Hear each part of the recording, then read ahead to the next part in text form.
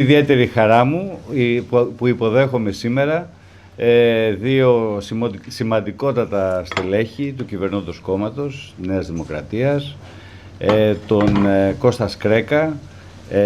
γραμματέα Πολιτικής Επιτροπής και βουλευτή Τρικάλων της Νέας Δημοκρατίας, και τον Στέλιο Κονταδάκη, γραμματέα οργανωτικού.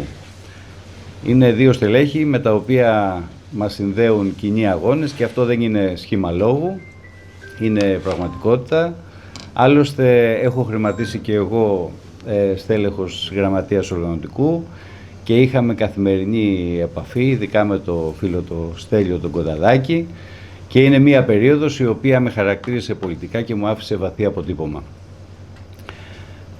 Έχουν έλθει, από ό,τι έχουμε ήδη μιλήσει και επικοινωνήσει και τηλεφωνικά, προκειμένου να ενημερωθούν για τις ανάγκες και τα προβλήματα που υπάρχουν στο Δήμο Άργους Μυκηνών, αλλά να ενημερωθούν επίσης και για προγράμματα τα οποία τρέχουν αυτή τη στιγμή και είναι σε εξέλιξη και τα οποία βεβαίως γίνονται με την αγαστή συνεργασία και την υποστήριξη από την κυβέρνηση του Κυριάκου Μητσοτάκη,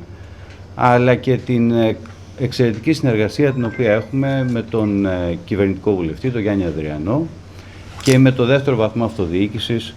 της περιφέρειας Πελοποννήσου, δηλαδή τον Δημήτρη Πτωχό.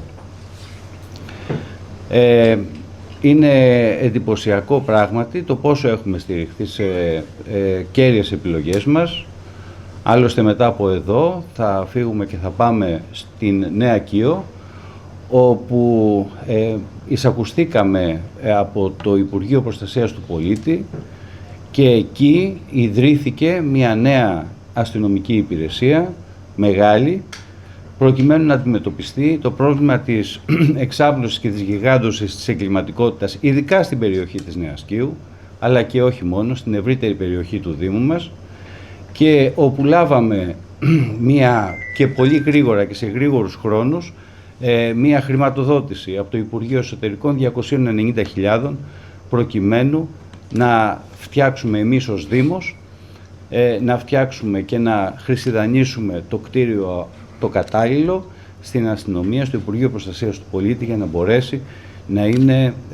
να έχει την έδρα που της αξίζει. Περαιτέρω, να θυμίσω ότι πριν από λίγο καιρό μας ενταχθήκαμε και μέσα στο καλοκαίρι φτιάχνεται το εργοστάσιο επεξεργασίας λιματολάσπης με ένα ποσό 6 εκατομμυρίων ευρώ που πήραμε από το Υπουργείο Περιβάλλοντος, από το ΙΠΕΝ, πράγμα που δείχνει την περιβαλλοντική ευαισθησία την οποία δείχνει η κυβέρνηση και την βούλησή της να αναβαθμιστούν συνολικά οι περιβαλλοντικές υποδομές σε όλη την περιφέρεια, πράγμα το οποίο θα μπορέσει να μας πάει πολλά σκαλοπάτια πιο μετά στον τουρισμό, στην καθημερινότητα του πολίτη και στην βελτίωση της δημόσιας εικόνας. Έχει εντάξει η κυβέρνηση στο πρόγραμμα Διατηρώ, που ήταν μόνο 19 κίνητα ιστορικά, 19 μνημεία, την νεοκλασική αγορά, η οποία βαίνει προς δημοπράτηση.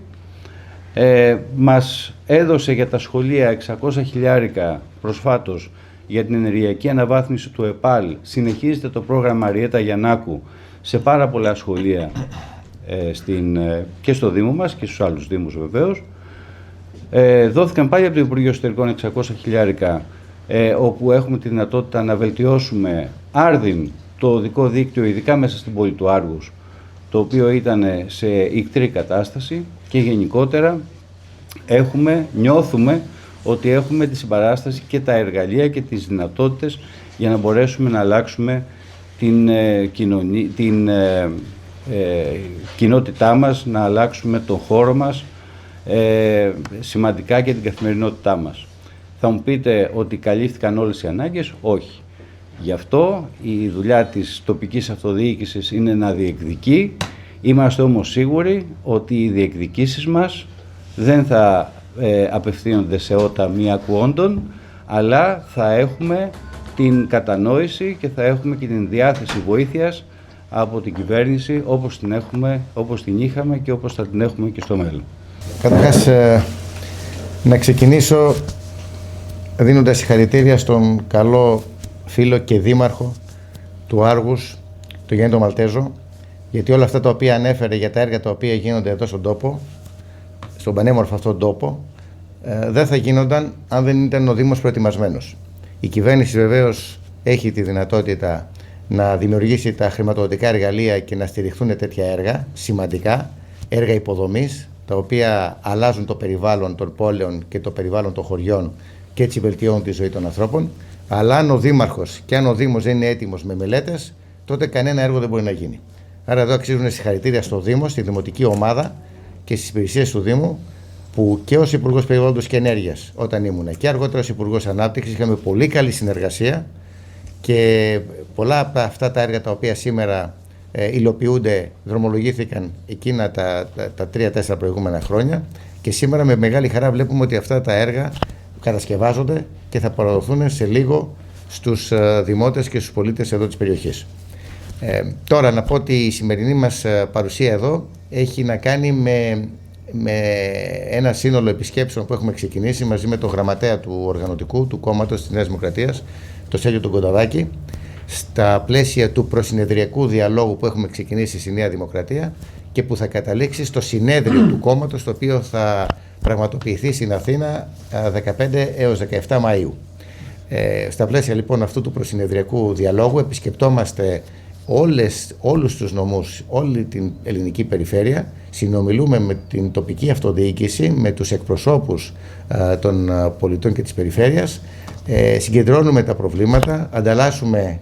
ιδέες και όλα αυτά μαζεύονται ώστε τελικά να καταλήξουμε με προτάσεις και με θέσεις που θα αποτελέσουν τις κυβερνητικές πολιτικές για την Ελλάδα του 2030. Αυτά οι στόχοι αλλά και η πολιτική με την οποία θα πετύχουμε αυτούς τους στόχους θα συζητηθούν στο συνέδριο της Νέας Δημοκρατίας τον επόμενο Μάιο και βεβαίως για να γίνουν όλα αυτά προϋποθέτει αυτή την συζήτηση την οποία εμείς κάνουμε και που θα κάνουμε και σήμερα εδώ στον πανέμορφο τόπο εδώ του Άργους με τον Δήμαρχο και με άλλους φορείς, έτσι ώστε τελικά το επόμενο πρόγραμμα της Νέας Δημοκρατίας να φτάσει την Ελλάδα εκεί που πρέπει να φτάσει. Έχουν γίνει πολλά πράγματα. Η Ελλάδα του 2026 δεν είναι η Ελλάδα του 2019. Το 2019 η Ελλάδα δυστυχώς ήταν μια χώρα παράδειγμα προς αποφυγή για την Ευρώπη και το μαύρο πρόβατο της Ευρώπης. Σήμερα η Ελλάδα είναι ένα παράδειγμα προς μίμηση. Σε ό,τι αφορά την οικονομική ανάπτυξη, σε ό,τι αφορά τη σταθεροποίηση της οικονομίας πρώτα και πάνω απ' όλα και σε ό,τι αφορά τις μεγάλες πολιτικές επιλογές που έχει κάνει ο Έλληνας Πρωθυπουργός, ο κ. Μητσοτάκης, και που φέρουν την Ελλάδα σε ένα διεθνές τοπίο το οποίο βλέπετε ότι είναι γεμάτο από αβεβαιότητα, να είναι πολύ πιο έτοιμη. Το ότι δηλαδή είδαμε το πιο σύγχρονο πολεμικό πλοίο της Ευρώπης, την Μπελαρά, μαζί με μια άλλη φρεγάτα που τη συνόδευε, να πηγαίνουν στην Κύπρο για να προστατεύσουν την Κύπρο μαζί με 4 αεροπλάνα F-16 και αυτά αναβαθμισμένα και εξυγχρονισμένα, προϋποθέτουν κάτι που είναι πάρα πολύ σημαντικό. Προϋποθέτουν μια οικονομία ισχυρή, η οποία θα είχε τη δυνατότητα να μας δώσει αυτά τα χρήματα για να μπορέσουμε να προχωρήσουμε στους εξοπλισμούς, τους απαραίτητους και στην αναβάθμιση των ενόπλων δυνάμεων της χώρας. Αυτό λοιπόν που βλέπουμε να γίνεται σήμερα στην Κύπρο δεν πρέπει να το θεωρούμε αυτονόητο, γιατί το 2019 η Ελλάδα δεν είχε Μπελαρά. Το 2019 η Ελλάδα δεν είχε αναβαθμισμένα F-16 Viper όπως έχει τώρα και προφανώς η Ελλάδα και το 2019 συνέβαινε κάτι τέτοιο θα προσέτρεχε για να βοηθήσει την Κύπρο, αλλά δεν θα είχε δυστυχώς τον ίδιο εξοπλισμό και τα ίδια πολεμικά εργαλεία για να μπορέσει να βοηθήσει και να αποτρέψει οποιαδήποτε επιθετική κίνηση κατά των ομοεθνών μας Κυπρίων και κατά του νησιού της Κύπρου. Θέλω λοιπόν να πω ότι όλα αυτά τα οποία γίνονται γύρω μας, που έχουν να κάνουν με τη μείωση φορολογίας, με τις αυξήσεις, με το ξεπάγωμα των μισθών και των συντάξεων και σταδιακά τις αυξήσεις, με τα μεγάλα και κρίσιμα έργα υποδομής τα οποία γίνονται και τα οποία βελτιώνουν τη ζωή των πολιτών αλλά και την οικονομία, όλα αυτά δεν είναι αυτονόητα και δεν είναι βέβαιο ότι θα μπορούσαν να έχουν γίνει αν πρώτα αυτή η κυβέρνηση δεν είχε καταφέρει να σταθεροποιήσει την οικονομία, να αλλάξει την εικόνα της χώρας, της Ελλάδος, στο εξωτερικό και στο εσωτερικό, να έχουμε μια οικονομία η οποία έχει αυξήσει τα έσοδα του κράτους, όχι επειδή αυξάνουμε τους φόρους, αλλά επειδή μεγαλώνει η πίτα της αγοράς, και έτσι σήμερα να μπορούμε να στηρίξουμε οικονομία, Έλληνες, οικοκυριά και βεβαίως το έθνος μας. Αυτά λοιπόν, Δήμαρχέ μου, σε ευχαριστούμε πολύ για την καλή υποδοχή και στη συνέχεια θα έχουμε μια πολύ επικοδομητική κουβέντα. Συζήτηση, βεβαίως.